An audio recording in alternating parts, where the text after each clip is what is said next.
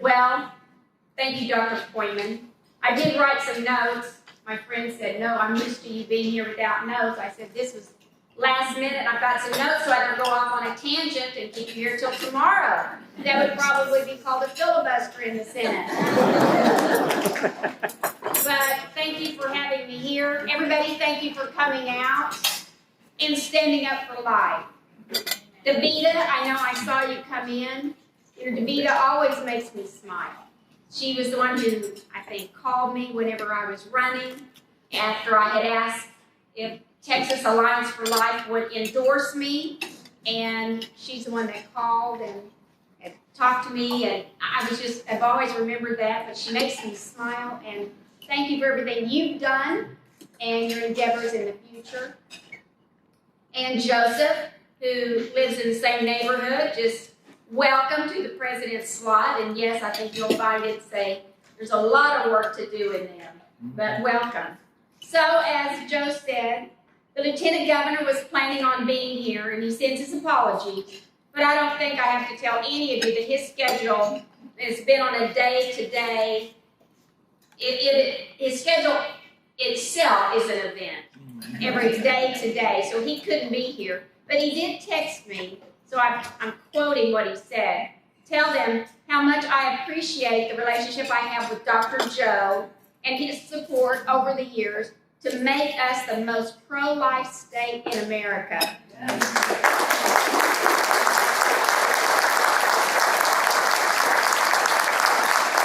the sonogram bill that we passed with their help, Texas Alliance for Life's help, in 2011 have reduced abortions by 15 to 20,000 since then.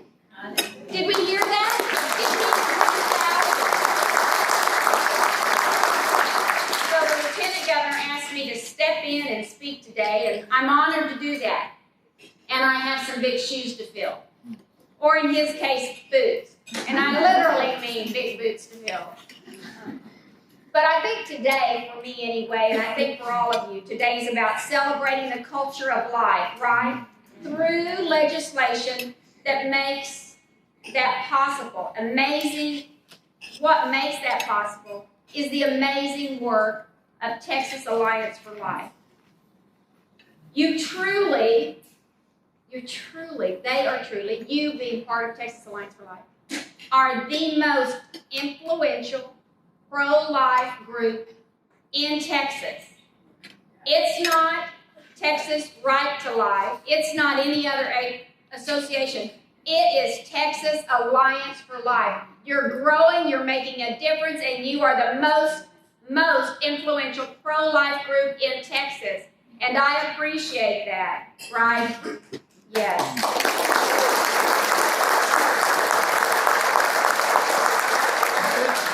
This culture of life, what does it start with? It starts with God. He's the one who gave us life, gives us life, and takes it away. God, the creator of life, says, quote out of the Bible, "Before I formed you in the womb, I knew you. Before you were born, I set you apart." God made us unique with our own DNA, right? And all of you know this is the only truth. That's right. And as such, you're doing the Lord's work as you protect what He created, right? The values that you represent reflect the best of humanity. I mean, who kills their babies? What you do reflects the best of humanity. Saving lives is fulfilled in the mission of Texas Alliance for Life. They are changing lives, helping to protect lives, and you're doing that.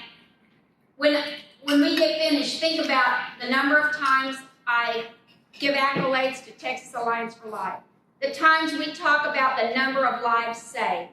Then you think back and wonder, what would happen if Texas Alliance for Life was not here? If you weren't part of it? If we looked around and the tables were empty? Who would be there to help save lives? to do God's work. The mission field is not always on another continent. Sometimes it's in your own backyard.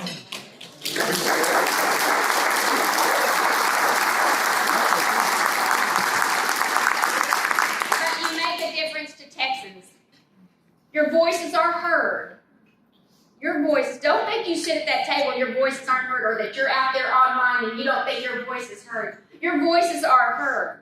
Every time Texas Alliance for Life is walking the Capitol, doing the work they're doing, walking the Capitol to get legislation drafted and passed, they look at it with a fine-tooth comb, looking for loopholes.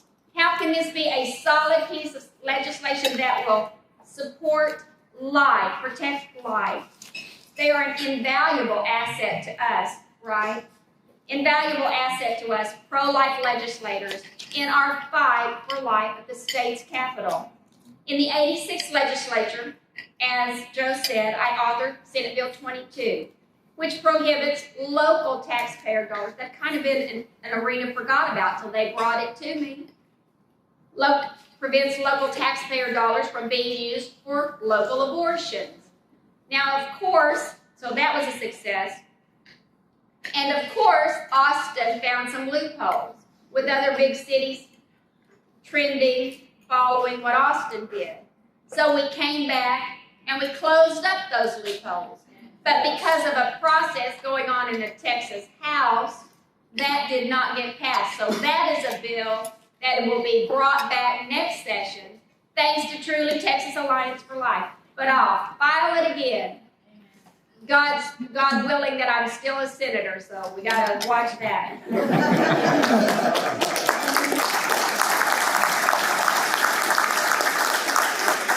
just, and stop me if I'm wrong, but just because of, since SB 22 that we passed last session, Planned Parenthood's lost over $1 million, right? And counting. Yes, hallelujah. Who said that? Yes, absolutely. But this session, and another session, Texas Alliance for Life has been back in the halls pushing legislation, helping us as members get the bills moving. You know, they're the ones that go out and talk to all the other legislators and try to get them on board, sign on as a joint author, a co-author, or just give us a vote.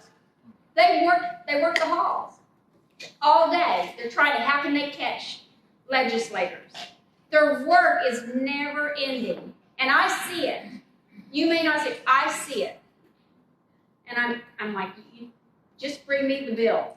You got me. You've got me. And you do. He talked about some of the bills. The Texas Heartbeat Act, prohibiting an abortion if there's a heartbeat. Got to have an ultrasound. If they see a heartbeat, no abortion can be done. We're the 4th state to get that passed. 11 have proposed it. Yes, they'll all go to court. But you know what I don't understand?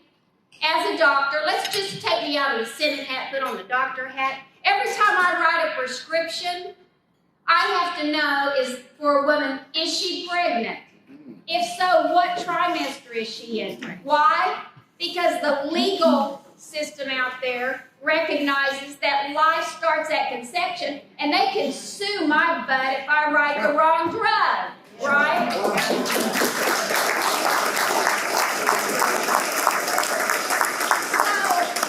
the court system recognizes it. Now let's go to R&D, research and development. The pharmaceutical companies spend billions on research and development, how these drugs are going to affect pregnancy. So they recognize it's life at conception, don't they? Don't think for 1 minute they'd hold back those dollars if they didn't have to make sure the drugs don't hurt a baby in utero, right? And then let's look at the justice system. And I'm sorry, this is a tangent. This is an example of me going on a tangent.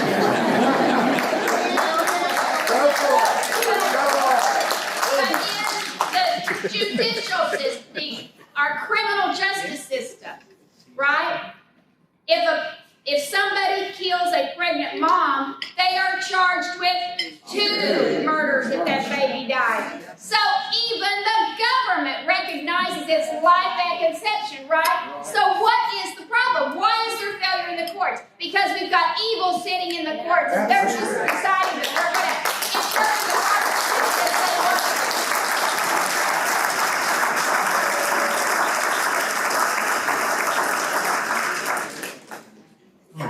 You just tell it, girl. Thank you. That little bit of stall, let me find my line. Oh my goodness. But that was the heartbeat bill.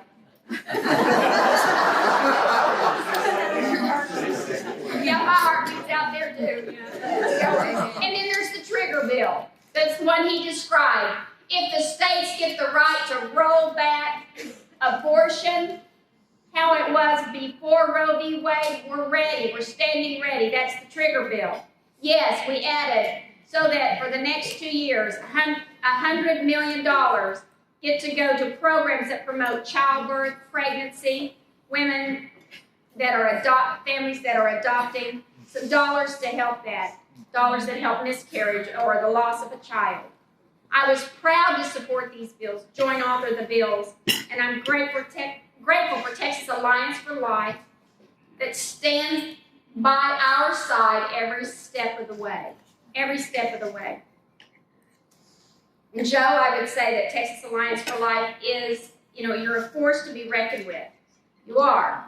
Because now, being truly the most influential pro-life organization, it makes the other elected officials have to think twice, right, before they say no. Because we're influential. But they're only influential because of one, the work they do is credible and they do a good job with it. But number two, they know that the organization is growing, it is big, and if you don't like when the elected officials say no, you're going to vote them out, right? That's right.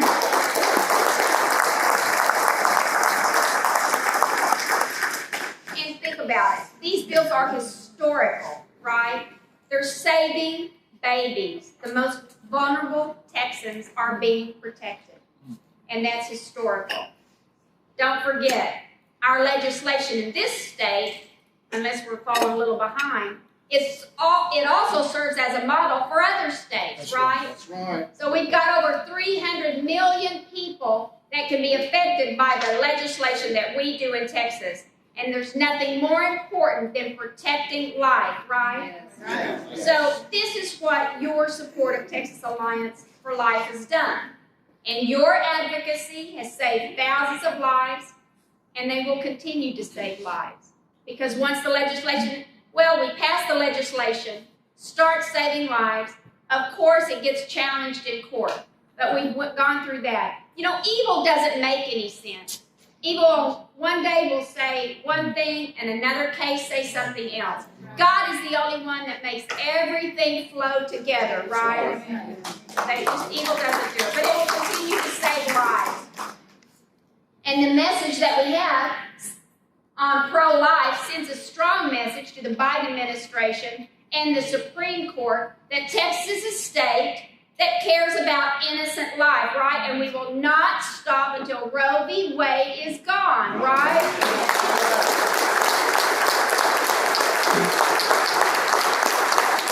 And justice delayed is not justice denied. And we will see justice. Don't you agree? Yes. God may be the one, but right now there's too many, and I said it just a few minutes ago, there's just too many evil justices, and I know that's a strong statement. That's true. But thank you, Pastor. Yes, ma'am. Thank you. But there's too many sitting in the seats. They hold the seat of justice, and they're rendering unjust remedies, right? That has got to get changed. And that's something else that needs to be changed through elections. Elections matter. We know that. I don't have to tell you that. But we've got to work not just in our own little social network. You're probably hanging around with people that have the same values as you do. So that talk doesn't get anywhere because they already believe like you. But I need you to reach out past your backyard and get folks to vote the way you think they need to vote, the way that the pastor should be preaching from the pulpit, and the way that our values are strengthened to support pro-life, right?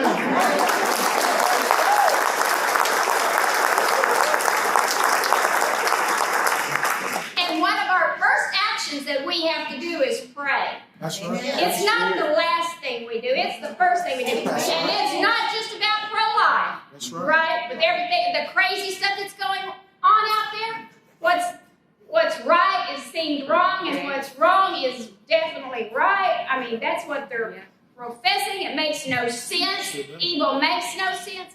Our times are topsy-turvy, and we got to pray. Yes.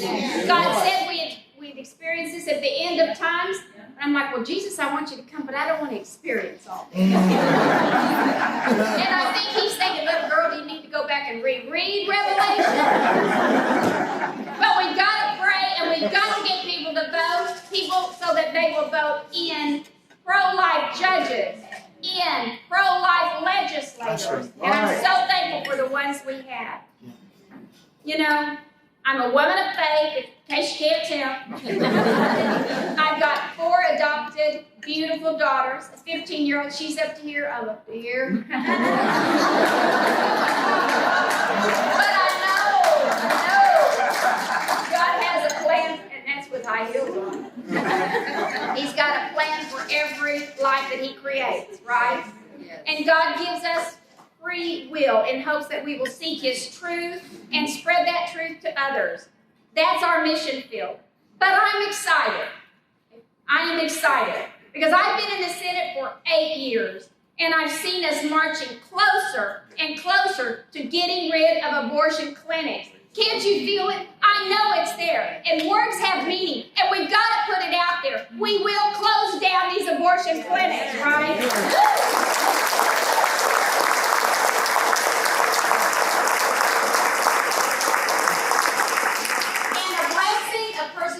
Success.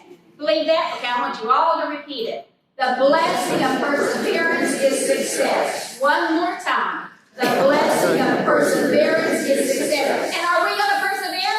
Yes, we will. Yes, we will. Let me tell you a quick story about, it's hard for me to say it quick, but let me just do that. How much time do I have? Keep going. Okay. I'm going to give you the story of how I got my last little girl. So, some of you have heard this before. All right? So, come with me. I'm living in Columbus, Texas at the time. I'm the director of the ER. I live just 2 minutes away. I'm not supposed to work in the ER. It's a Sunday, but the ER doctor had to leave for an emergency. Yes, okay, I'll come in. 2 minutes down the road, I change my clothes, I get down there. I'm tired. I get the ER cleaned out. It's 12:30. I had just put a child in the hospital. So I'm calling the admitting doctor to say, I need to talk to you about this admission. He's in the middle of delivering a baby. Okay, fine. So I've got the ER cleaned out. You know, I'm going to go back to my room. I'm going to lay down for a few minutes, right? So I passed by the labor delivery hall. I thought, he's going to call me. He's going to call me, my head hits that pillow. I'm going to go down. He should be finished delivering that baby by now. So I meander down this hall. Is he finished with the delivery? Yeah, they're in the nursery. Where's the nursery? Hey, the hospital's only this big. I've never been to the nursery. Okay, I overshoot the door. No, doc, come back. I go in. I'm at the door frame. Hey, is that the baby y'all just delivered? Yes. Hey, look, doc, that's why I'm talking to the doctor. I just put a 6-year-old in with pneumonia. I've written orders. You need to go by and see him before you leave the hospital. He's doing okay. Blah, blah, blah. In the meantime, the nurse we're having a 3-way conversation here. The nurse is saying, we're drawing straws to see who wants to take the baby home first. You want to take the baby home? Well, I'm thinking the baby's just, one of those cute things that everybody's fighting over the baby. Well, sure. So then I'm still talking to him. I am still at the door frame of the nursery. Still talking to him, and the nurse says, well, the baby's up for adoption. What? For real? For real? I'm still at the door frame. I'll take it. I'll take it. I'm walking over there. Call social services, tell them Campbell said make this happen. What is it? Well, it's a girl. Great. What kind is she? They all look alike, right? Well, we think she's half Hispanic and half white. I'm like, okay, great, I'm calling my husband. And don't give her back, I'll do that. No, let me tell you, those of you who know what an APGAR score is, they do it at 1 minute and they do it at 5 minutes. When I walked over there, they just started doing the 5-minute APGAR. So I got in there in less than 5 minutes after that baby was born. For a doctor that wasn't supposed to be on duty. What if I hadn't have walked that? I mean, there's all these what ifs.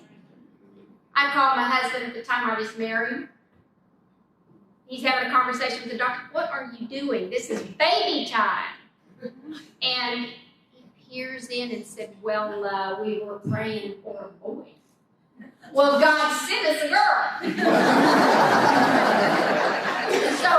so we go through all that. Needless to say, I've got the beautiful girl, and she's growing, and she is pro-life. Hallelujah, that's right. And you know, that girl, she didn't want to see me because she was on her way to look for an adoption agency. She went into premature labor on I-10, saw our hospital sign, pulled in, delivered in less than 30 minutes. Is that not God? And she did agree to see me, and we didn't talk. She listened, but I told her thank you. That she had a choice 9 months earlier, and she chose life, and God would always bless her. Is that not true? Yes. So the work we do saves lives and creates more babies for those of us who want to adopt. So thank you very much. God bless you. God bless our veterans. God bless Texas. Thank you, God, for life. And stay safe out there, doctor's orders.